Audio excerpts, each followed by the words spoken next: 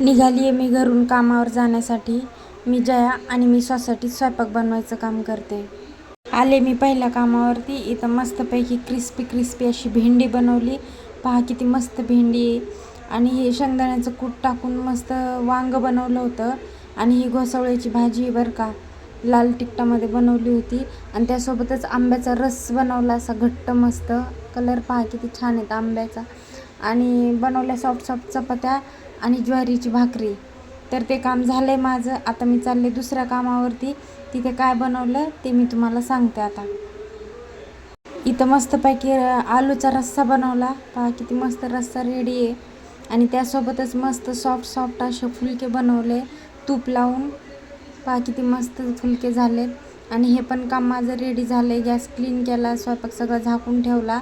आणि आता मी दुसऱ्या कामावरती. तर इथं मस्तपैकी फ्लावर आणि बटाटा मिक्स केला रश्श्यामध्ये. किती छान झाला आहे. आणि हे फ्लावर बटाटाच केला आहे बिना कांदा लसूणचा. पहा किती मस्त कलर आला आहे त्याला. आणि तूप लावून सॉफ्ट सॉफ्ट असे फुलके पण बनवले मस्त. आणि त्यासोबतच किचन क्लीन करून घेतलं, स्वयंपाक सगळा झाकून ठेवला.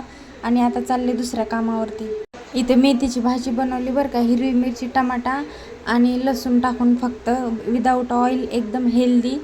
आणि त्यासोबतच पिठलं बनवलं होतं बरं का. पहा किती छान पिठलं झालं आहे. कलर पण किती मस्त आलेला आहे पिठल्याला. आणि दीदीला सोयाबीन चिल्ली बनवायची होती. ते मॅरिनेट केलं, सगळे व्हेजिटेबल्स कापून दिले आणि ज्वारीची भाकरी. झालेत सगळी कामं. आणि आता मी चालले माझ्या घरी.